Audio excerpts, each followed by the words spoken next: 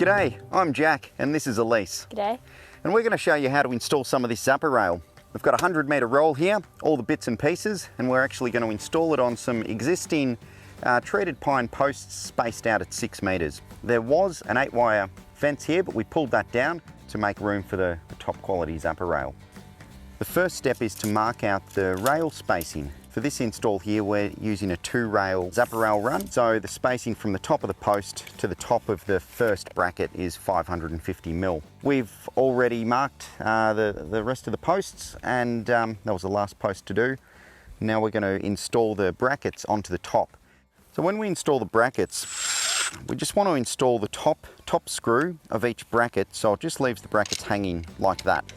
And what that enables us to do is slide the zapper rail through the bracket nice and easy, and then fix it off with the bottom screw.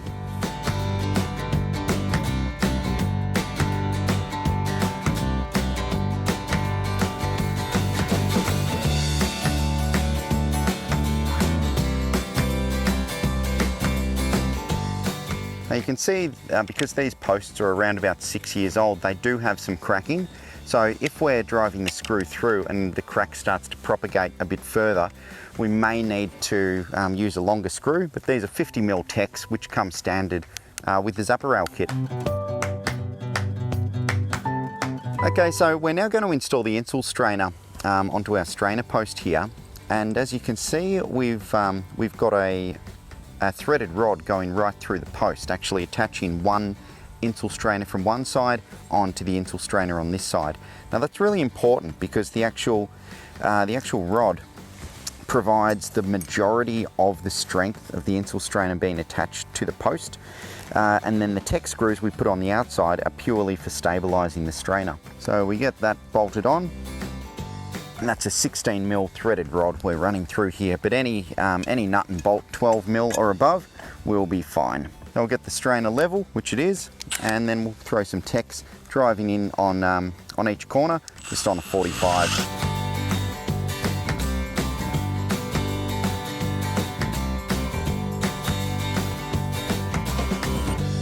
Just make sure it spins. So with the Insul strainer, it's quite an ingenious design where we've got 2 cogs on the top and bottom which insulate the steel bracketry and structural components of the strainer to the actual to the outside. So it actually insulates the product from the post and provides the latch system for tensioning. So that's why it's called an Insul strainer.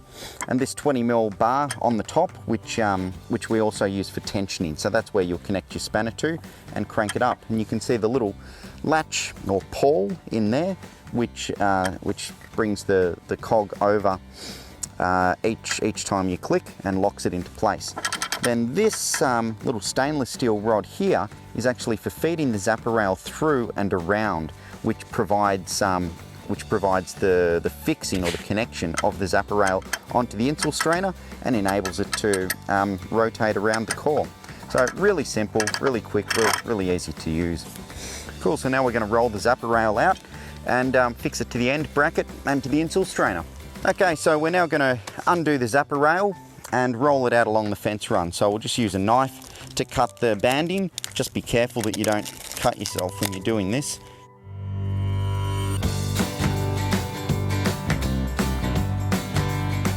Now you can also see on the zapper rail, it's got one black strip along one edge, and that's actually the conductive polymer. So that enables the zapper rail product to conduct electricity, giving it the zap when you connect an electric fence energizer to it.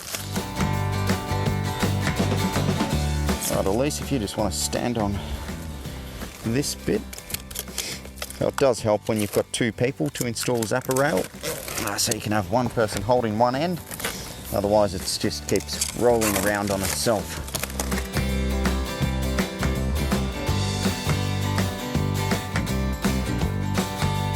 So now we're going to run along and install the zapper rail up into the bracket. So depending on your configuration, you may want the top wire facing towards the top, so the electric conductive wire going to the top, or the bottom, so depending on how you're setting it up. So you can see we've got the zapper rail quite loose in the bracket. just screw the bottom of the bracket in so it's still loose, so not super tight, just so it slides through the bracket really easy. Now you can see how the zapper rail has some little twists and warps in it.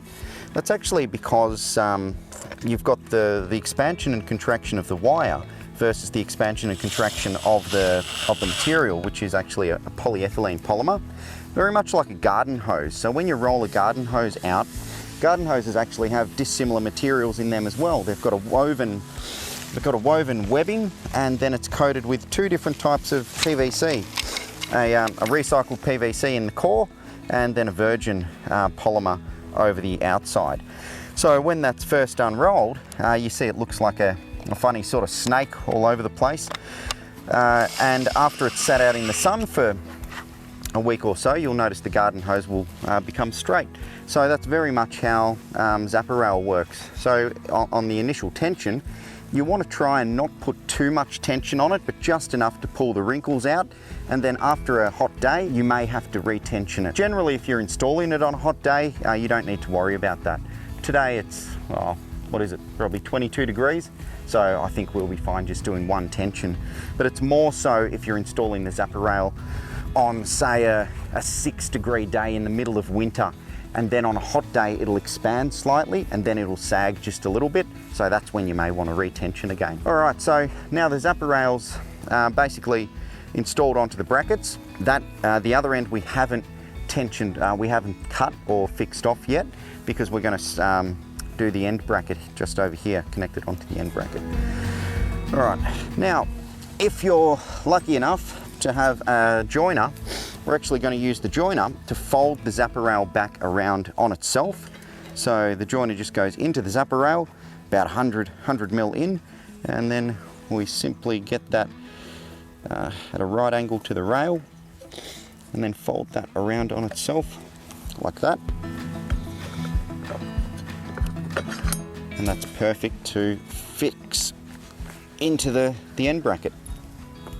All right, now we're going to attach the end bracket across to this post. So because we will be electrifying this zapper rail, we're going to need to use a rubber backing on the back side of the end bracket. So we get a standard bracket and just sit that through where it's folded over, nice and simple. And then we have a rubber backing which will just go in the back of that bracket, and then we'll grab one of the larger tech screws, which Elise will have right there, through there. So we won't go too tight with that. When you're doing this, you want to make sure that the brackets are basically going directly up and down so that they're not on a slight angle, because that could kick the zapper rail off a little bit.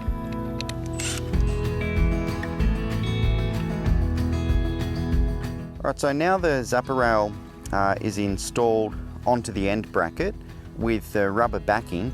Then we put this reinforcing bracket over the top with a few big tech screws going right through to hold it into place. And then two, and these go all the way through the middle. So that's actually driving through the steel, in through the plastic brackets, through the zapper rail, through the rubber onto the timber. And these middle ones you can tension up quite tight. All right, so now we're just going to pull the zapper rail through each bracket just to take up the bulk of the tension, and then Elise is just going to nip the brackets up. So with doing this, you don't want to over tighten it, because if you over tighten it, you could do damage to the bracket and also crunch the rail. So we'll just take up the tension, pull it through the brackets, and as I pull this through, Elise will just nip each one up. All right, now we're to the end of the run, where we've pulled the majority of the slack out of the zapper rail, and we'll just give the zapper rail just enough to clip into the insul strainer, so probably about 100 mil past the strainer, so we can rotate around itself. Now the wire used inside zapper rail is actually White's wire, 2.5 mil heavy gel.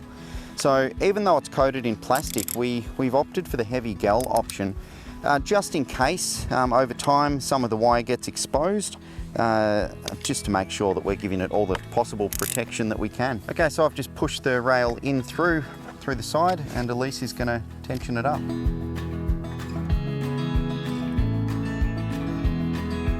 Okay, so you can see the rails quite wobbly, and then you'll see the slack come out of it with Elise tensioning that up. So now the zapper rail's tensioned up. Because of the wires inside the zapper rail are high tensile wires, you do want quite a bit of tension, but you don't want too much where you're actually going to do damage to the strainer posts. But because we're not using wire strainers and we're not even getting the wire anywhere near its recommended tension, it's still quite safe with the tension where it is. So there you have it.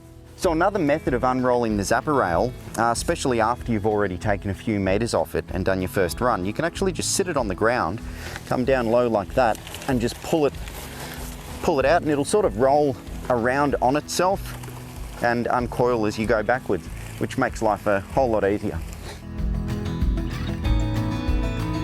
All right, just enough to connect onto the end bracket.